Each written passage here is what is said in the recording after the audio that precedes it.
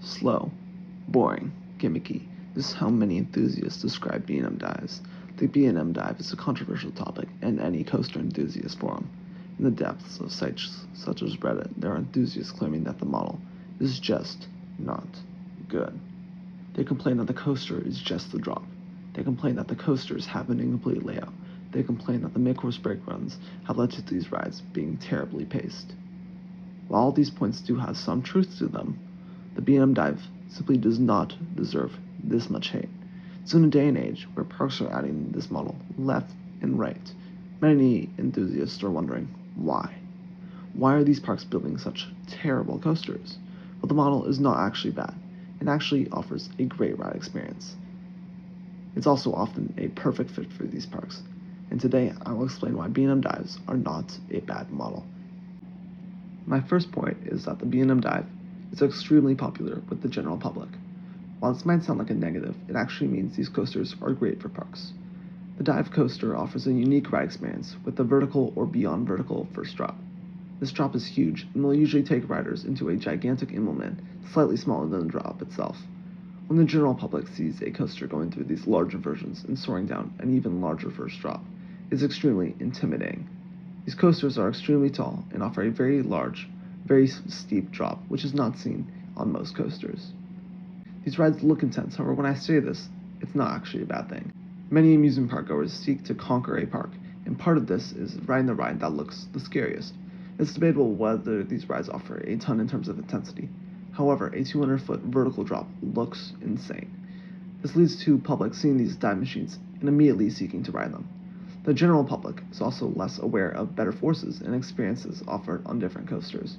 This can be seen in the Giovanola coaster, Goliath, at Six Flags Magic Mountain. This coaster is the tallest operating coaster in the park. The sheer scale of this coaster leads to it being a spectacle. It looks absurd. While this coaster does not offer much in terms of forces until the helixes, which admittedly are quite intense, it attracts a large audience. The same thing is seen with dive coasters. A dive coaster is a coaster that is consistently liked by the public, and consequently, it's an integral part of many amusement parks' coaster lineups. That brings me to my next point. With so many people riding these coasters, capacity becomes a necessity. B&M dives have great capacity. They have a row after row of individuals sitting down riding the experience. This leads to the coasters having incredible capacity. Even on a smaller dive like Emperor at Seaworld San Diego, the trains, which seat 18 people, have led to this coaster having shorter lines when compared to other coasters at this park. Keep in mind, this park does not have a lot of coasters. Only 5 coasters, yet this ride still maintains a short line. Larger dives such as Yukon Striker can seat even more riders. When these rides seat so many individuals, they can really help a park's lineup and shorten waits all around. These rides are rides which people can get on typically without a crazy wait. The dive coaster Valraven at Cedar Point is able to handle the large crowds, which that park regularly sees. Dive coasters move through long lines very fast, which is key to a good coaster.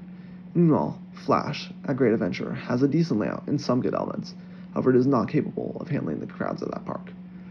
This ride is a shuttle coaster and only runs one train, which makes it even harder for the queues to move. Even a queue that looks relatively short may take forever. This proves just how important capacity is. A coaster with low capacity but a decent layout is receiving lots of backlash because no one can get on it and the lines are ridiculous. This means that even if a coaster has a good layout, a one-train operation makes enthusiasts and the general public hold a disdain towards the ride.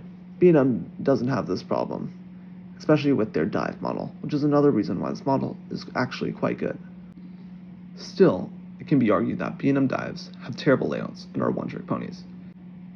While this is true with the prototype dive Oblivion at Alton Towers, which is essentially a near vertical 180-foot drop and a turn to the station, modern dive coasters have more complete layouts.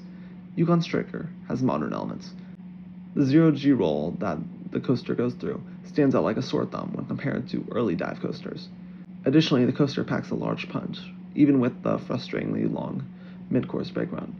This is also seen with the mini dive Emperor. While Emperor does not have an impressive drop, the layout is very quick and is considered a great improvement upon the traditional dive coaster pacing. Older dives are inferior to their modern counterparts. SheiKra, in particular, feels severely outdated. The coaster is essentially a drop, an implement, a mid-course, and a Back to the station you go. Its layout is terrible. While it looks cool and is well presented, it doesn't make up for the terrible layout. Enthusiasts were right about this coaster. It's slow, boring, gimmicky, and really, really overrated. It's not a good ride. The thing is, SheiKra is no longer a good representation of what a B&M dive looks like. While the model may have used to lack a proper layout, and was essentially first drop, the ride, Emperor and Yukon Striker show that what the model has become. Both of these coasters feel complete. They do a lot after the initial first drop, and while they are both not particularly long rides, Emperor actually being quite short, the layouts are, in fact, complete. B&M dives have clearly improved since Oblivion in 1998. Consequently, while the dive coaster is looked upon disfavorably by many enthusiasts, it does what it does well. It appeals to the general public and looks incredible. It has a high capacity, suited for even top-tier parks, and it has become a complete ride layout-wise. With these points in mind, it becomes clear that the B&M dive is not a bad model. It is in fact quite good. Thank you for watching, and please subscribe.